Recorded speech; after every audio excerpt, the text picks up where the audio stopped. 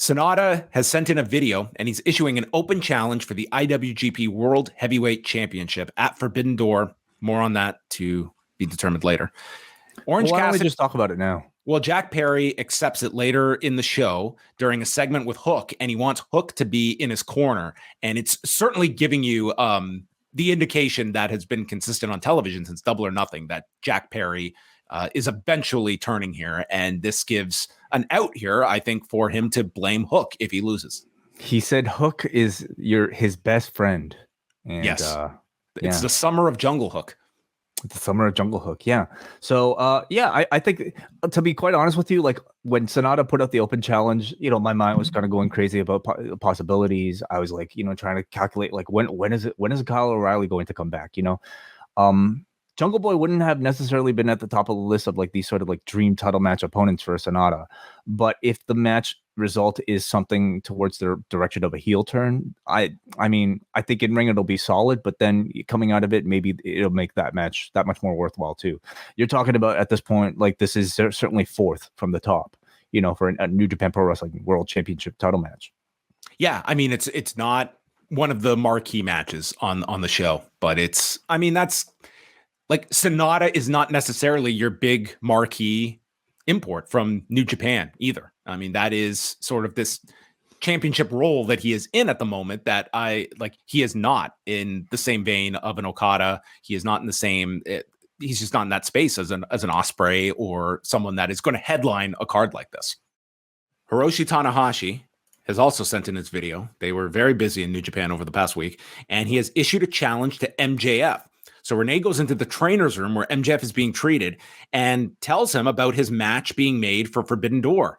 And MJF turns it down. He says, I'm not facing some rando from some indie fed in Japan, and this won't be the first time I no-showed something I was booked at. But then later in the show, they state it's official, MJF against Hiroshi Tanahashi. So I did not understand the angle here, unless we're going to have MJF protesting this over the next week. But they went from him turning down the challenge to it's happening. Well, you can not show up is what he's suggesting. He's saying like, despite the booking, despite the advertising. That's not what they said when this graphic came up. They did not say that, is this match going to happen? It was not in doubt. It's happening. Well, in reality, of course, we all know it's actually happening. But I think it's true to the MJF anti New Japan Pro Wrestling character to say that he's above this New Japan Pro Wrestling nobody, Hiroshi Tanahashi. So if he can turn down this challenge, but he is still booked into it, how's that any different from Adam Cole demanding a rematch and MJF turning him down? Can't they just book the rematch now since this guy took him to the limit? But what incentive does? Yeah, they could. Yeah, they could. Sure. I mean, I don't know what sort of like booking powers. If Tony Khan wanted to book an Adam Cole versus MJF match, then yeah. But the context of tonight was Adam Cole demanding 5 more minutes right there, and MJF. But I'm saying the natural next promo from Adam Cole is asking for a rematch, and in theory, MJF should. Well, it doesn't matter what MJF says. It should be Adam Cole wants a rematch, and they book it. No, Cole would have to convince Tony Khan that he should be booking him in a rematch first. Yes. Okay.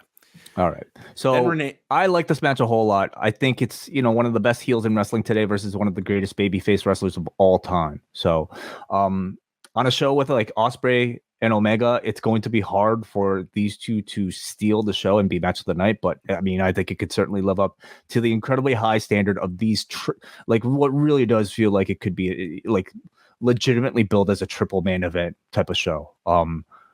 This looks already outstanding on paper, and we're not even done talking about all the new matches. Yeah, I mean, we'll get to the rest. It'll be an interesting match, and we'll see how much time there is. This is also, we're getting pretty close to the G1. I don't know if Tanahashi is going out there to have a show stealer versus this is my U.S. match of the quarter, and I'm going to go out, and it's always a respectable performance that no one's going to complain about, but is it going to be the match of the show? I don't know if that's going to be the case either. Like Tanahashi has, he gets by on a lot of, equity with the audience that is going to be red hot for this. And yeah, but I think it's going to be very hard to compare this to some of the big two. It's not going to be the physical, incredible, performance that you would expect from, you know, Okada versus Ospreay. I don't think we're expecting that. But to me, like, I don't necessarily think a Tanahashi performance where he relies brilliantly on his selling and psychology is phoning it in.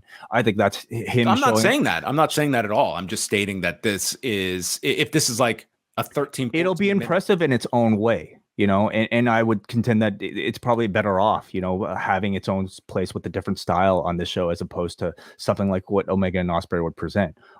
Again, like, you have an incredible heel and an incredible baby face, and that combination can't fail. So I look forward to seeing what they can do. Renee interviewed Orange Cassidy, and he's got no challenger lined up, but he's pretty sure someone's going to pop up and walk in. And with that, we hear the introduction, Orange Bollocks. And in comes Zack Sabre Jr. to meet Orange Cassidy, and he challenges him for Forbidden Door because he wants to become a double champion. So Daniel Garcia enters, and he notes that Zack doesn't even work here, and he also wants the title, but he also wants Shibata's ROH Pure title. And with Cassidy being Shibata's buddy, this leads to the setup of a tag match for Dynamite next week, which with Orange Cassidy and Shibata against Zack Sabre Jr. and Daniel Garcia. Yeah. Even that tag match alone sounds really amazing. So, you know, I think, you know, obviously we're getting Zack Sabre Jr. versus Orange Cassidy, which in and of itself, I think is outstanding. Which sounds like it's just for the international title. That's the way I took this promo to be. Yeah, so no, you won't have the 15-minute time limit or anything like that. But you're talking about, like, I think two of the, you know, wrestlers on like one of the like two hot title runs, you know, meeting together right now. In that combination, I don't really know what it'll look like, but I'm really curious to see it. You know, like, I don't even hate the idea of Zack winning this title and coming back to defend it at All In. No, you can't end the Cassidy title reign yet. I think it needs to end with an AEW person. Like, you could do anything, obviously, but I feel like they built this up so big for somebody like a Swerve, you know, that I wouldn't anticipate it. And also Shibata versus Garcia, you know, is that something that they also put on Forbidden Door, or did they save that for ROH? Yeah, I could see that more for ROH. Yeah, it's a possible option for Forbidden Door, but I would see that more as something for ROH with the pure title. Is Shibata on this show? Because, like, you know, if New Japan would book him on their own shows, would they allow him to be booked on Forbidden Door? I guess we'll see next week. I wouldn't be surprised if he's not included in Forbidden Door. Yeah. Danielson comes out for commentary, and then we run through the Forbidden Door card with the updated lineup, including MJF and Tanahashi and Sonata against Jack Perry.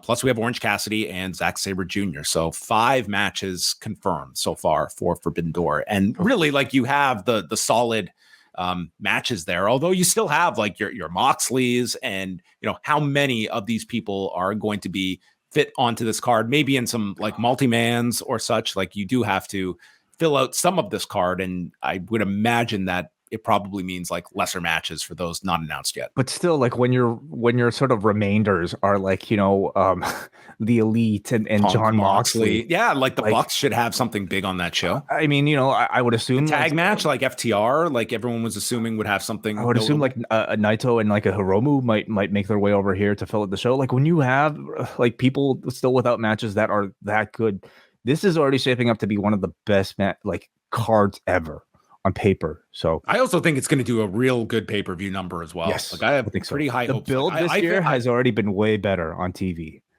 Post Wrestling and Poison Rana, we are teaming up. The Forbidden Pour, Post Wrestling and Poison Rana, the same day. If for anyone traveling in for Forbidden Door, we will be literally steps away from the Scotiabank Arena. It is right next door. It is attached to the arena. We're going to have a pre-party. John and Wei, you guys are going to do a podcast before the show, but it's afterwards that the after party is where things are really going to kick off, because we're going to do some wrestling karaoke.